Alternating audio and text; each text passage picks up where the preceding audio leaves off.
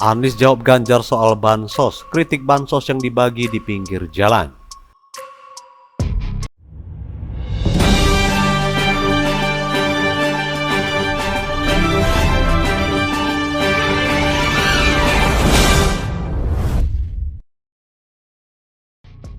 Anies Baswedan sampaikan strategi pembagian bansos ke depan.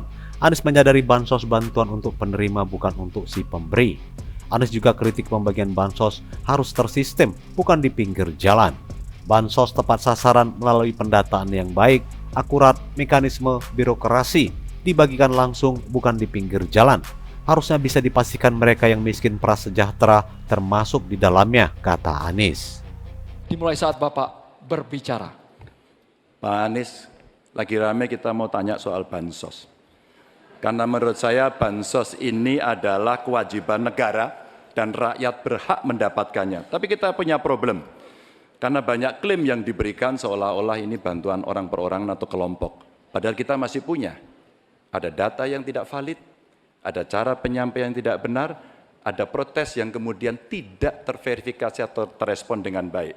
Ini yang menjadi pertanyaan saya kepada Pak Anies adalah, menurut Pak Anies kira-kira bagaimana tata kelola bansos agar satu tidak saling klaim, dua bisa tepat sasaran, tiga tidak menimbulkan kecemburuan-kecemburuan, sehingga inilah satu harapan yang betul-betul bisa diterima oleh rakyat. Silakan. Masih ada waktu Bapak? Cukup. Kami persilakan calon presiden nomor urut 1, Bapak Anies Baswedan, menjawab pertanyaan yang disampaikan oleh calon presiden nomor urut 3, Bapak Ganjar Pranowo. Waktu Bapak Anies 2 menit dimulai saat Bapak berbicara. Ya, terima kasih Pak Ganjar.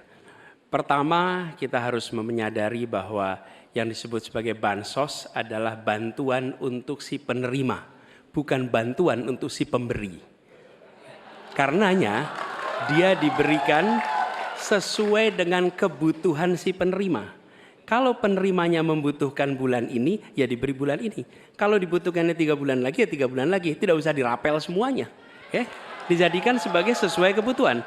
Yang nomor 1, yang itulah yang disebut sebagai bansos tanpa pamrih. Kemudian yang kedua, pemberian bansos ini harus tepat sasaran. Artinya diberikan melalui pendataan yang baik. Informasi data itu harus akurat dan mekanisme pemberiannya melalui jalur birokrasi, bukan dibagikan di pinggir jalan, tapi dibagikan langsung di lokasi menggunakan jalur birokrasi. Kemudian yang ketiga, yang tidak kalah penting, ketika kita berbicara tentang bansos ini, harus bansos itu bisa dipastikan mereka yang miskin, prasejahtera, itu termasuk di dalamnya. Jangan sampai mereka terlewatkan. Karena itu kami menyusun, ini sebagai bagian dari perubahan, adalah Bansos Plus. Angkanya ditingkatkan, yang belum masuk masih miskin dimasukkan, dan diberikan bekal pelatihan, pendampingan supaya mereka pelan-pelan bisa mandiri dan hidup lebih sejahtera. Jadi kami melihat ketika sampai kepada bansos ini adalah atas nama negara. Ketika saya bertugas di Jakarta, semua paket bansos di kerdusnya diberikan label, dibiayai APBD DKI Jakarta, bukan dari gubernur, dari uang rakyat lewat APBD DKI Jakarta. Jelas posisinya. Selanjutnya kami mohon kepada calon presiden nomor 3, Bapak Ganjar Pranowo, menanggapi jawaban calon presiden nomor 1, Bapak Anies Baswedan. Waktu Bapak 1 menit dimulai saat Bapak berbicara. Terima kasih. Ya, kali ini pasti setuju dong.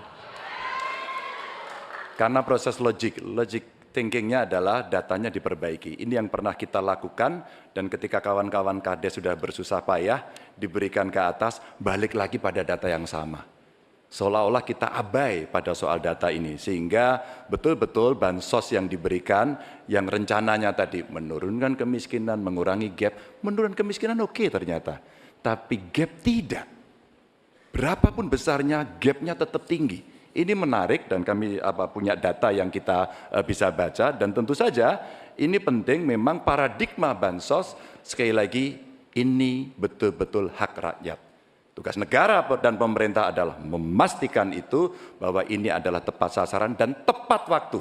Tadi yang disampaikan betul. Dan kami berusul bantuannya ganti aja deh bantuan kesra, karena tugas negara itu menciptakan keadilan sosial, bukan menciptakan bantuan sosial. Waktunya habis Bapak. Sekarang Bapak Anies Baswedan untuk langsung menanggapi jawaban dari Bapak Ganjar Pranowo. Waktu Bapak 1 menit dimulai saat Bapak berbicara. Mohon tenang hadirin sekalian.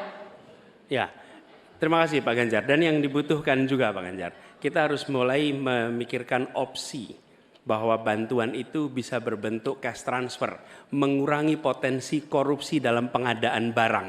Karena kita tahu pengadaan bantuan sosial itu pada satu sisi memang membantu, sisi lain ini memberikan usaha pada justru usaha-usaha raksasa, karena yang diisikan di situ adalah produk-produk dari perusahaan-perusahaan raksasa. Dan ini yang menurut saya harus koreksi. Bila bantuan itu diberikan langsung dalam bentuk cash, ini salah satu yang perlu kita pertimbangkan. Mereka langsung gunakan sesuai dengan kebutuhannya. Lalu yang soal data. Data ini sesungguhnya bisa dikerjakan bersama-sama. Kami pernah lakukan di situ, pasti sama nih Pak Ganjar, berikan kepada RT, RW, mereka musyawarah mencocokkan siapa dalam daftar itu yang benar, siapa dalam daftar itu yang keliru. PKK, LMK, kemudian Karang Taruna, RT, RW, mereka bisa membantu. Datanya akurat, dananya dipakai sesuai kebutuhan. Makasih. Waktunya habis Bapak. Ya, untuk